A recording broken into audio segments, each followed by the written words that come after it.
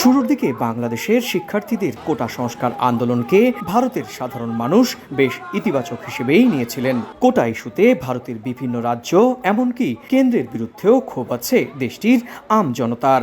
তাই কোটা সংস্কারের দাবিতে ঢাকার রাজপথে নেমে আন্দোলনকে অনেকেই গণতান্ত্রিক আন্দোলন হিসেবেই ধরে নিয়েছিলেন।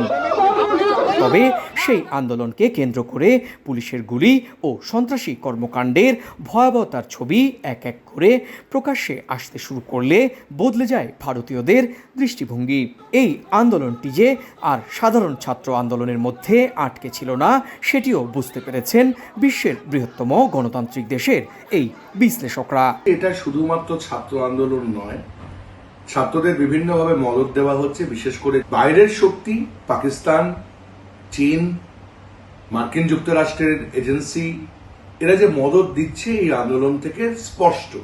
ছাত্র আন্দোলনের একটা ধারা থাকে, ছাত্ররা কখনো সরকারি স্ট্র্যাটেজিক লোকেশন আক্রমণ করে না, ছাত্ররা কি রেল স্টেশন আক্রমণ করে না, টেলিকমিউনিকেশনের দপ্তর আক্রমণ করে না, ছাত্ররা সরকারি দপ্তর আক্রমণ করতে পারে, যেটা রাষ্ট্রীয় সম্পত্তি, যেটা রাষ্ট্রীয় দপ্তর, সেটাকে না হয় তারা ঘেরাও করতে পারে, কিন্তু যেটা স্ট্র্যাটেজি, টেলিকমিউনিকেশন, রেল, এগুলো তারা কি করে আগুন জ্বালিয়ে দেয়। প্রথমে নিঃসন্দেহে আমরা ভারতীয়রা যথেষ্ট উদ্বিগ্ন এবং উৎকণ্ঠার মধ্যে সময় কাটিয়েছিলাম, কারণ যেটাকে মনে হয়েছিল একটা সাধারণ ছাত্র আন্দোলন, সেটা শেষ পর্যন্ত আর ছাত্র আন্দোলন থাকেনি।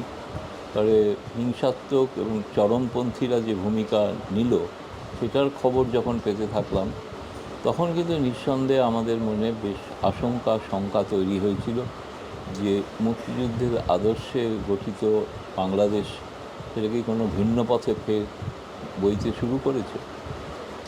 ফলে এই আশঙ্কাটা কিন্তু সৌভাগ্যের বিষয় যে সেটা পরবর্তী সময় যেটা সীমিত হয়েছে। ছাত্রদের যেগুলো দাবি ছিল হয়তো তার যৌক্তিকতা আছে তার প্রমাণ পেলাম যখন সুপ্রিম কোর্ট অনেকটাই তাদের কথা অনুসারেই, তাদের দাবি অনুসারেই একটা রায় দিয়েছেন, যে রায়টা আশা করি তাদেরকে সন্তুষ্ট করবে।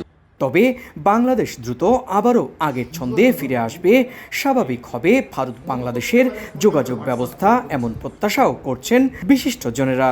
পার্শ্ববর্তী দেশ যখন একটা অস্বাভাবিক পরিস্থিতির মধ্যে যায়, তখন একটা চিন্তা তো হয়, শুধু চিন্তা না, আমরা এটাই কামনা সবসময় করব যে শান্তি যেন সবসময় বজায় থাকে, যাতে এই অশান্তির খবর পেলে আমাদের কিন্তু মনটা খারাপ হয়ে যায়। এটা বেদনার, এটা কিন্তু খুব আনন্দের নয়, এটা বেদনার। কারণ এটাই যে আমাদের পার্শ্ববর্তী দেশ অশান্ত। দেশটির বিশ্লেষকরা মনে করছেন এই ঘটনা থেকে অনেক কিছু শেখার সুযোগ তৈরি হয়েছে সবার। অনেকের মতে কোনো আন্দোলনকে ছোট করে দেখার যেমন সুযোগ নেই, তেমনি রাজনৈতিক মতাদর্শের ভিন্নতা হলেই জোর করে সহিংসতার মধ্য দিয়ে কোনো সরকারকেই ক্ষমতাচ্যুত করা সহজ নয়। সুব্রত আচার্য, সময় সংবাদ, ভারত।